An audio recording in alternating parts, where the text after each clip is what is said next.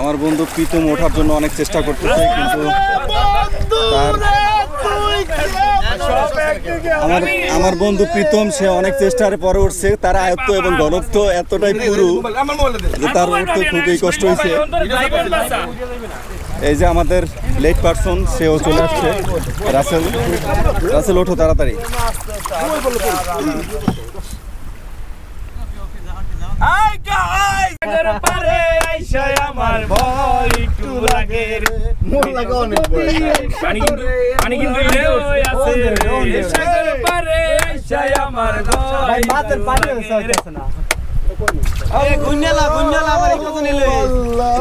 আসলে আমার লোক অনুযায়ী ট্রলারটা মনে হয় যে একটু ছোট, কারণ আমরা 15 জন লোক অলরেডি নৌকাটার মধ্যে, মানে ট্রলারের মধ্যে। তো এইটাতে আসলে হবে কিনা আমরা শিওর না। এখানেই আসলে এখন আরেকটা ট্রলার আছে এই ভাইয়ের। এই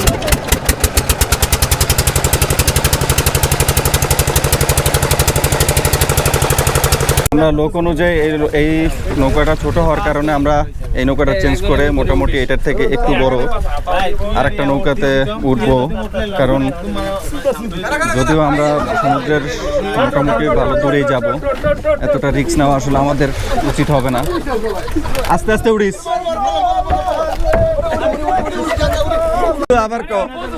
আবার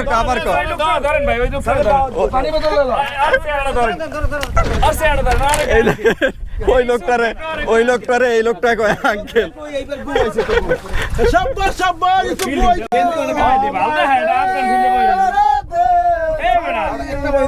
আসলে এই ট্রলারটা ওই ট্রলার থেকে একটু বড়, মানে ট্রলারটা এমন সিস্টেমে তৈরি মনে হয় যে ডুইবা যাবে অবস্থা, কিন্তু আসলে ডোবে না।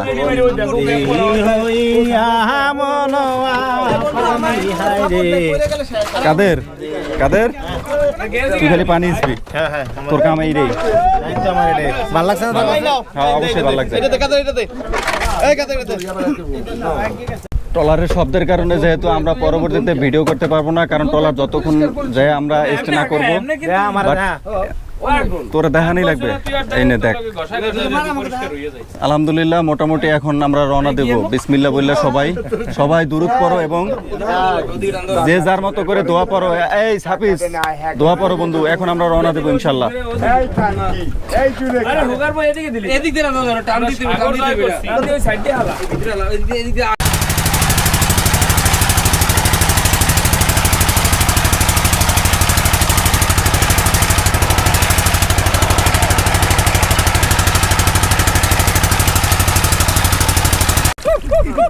মোটামুটি সাগরের অনেক ভিতরে আমরা চলে আসছি। তো এখানে জাল পাতা হয়েছে, মাছ আছে কিনা জানি না, হয়তো সার্চ করলে পাইতেও পারি। এই যে জয়নাল সার্চ করতেছে। জয়নাল তুমি যদি তোমার ভাগ্য দেখবো আজকে। হ্যাঁ তুই দেখ, তোর ভাগ্যটা আজকে দেখবো। জয়নাল কি ধরতে পারোস? মাছ ধরতে একটা ভাগ্য লাগে, এটা মানুষ মাছ ধরতে কিন্তু একটা ভাগ্য লাগে। মাছের ভাগ্য সবার হয় না। এই যে আমার রাকিব মামা, আর যথেষ্ট মাছের ভাগ্য আছে।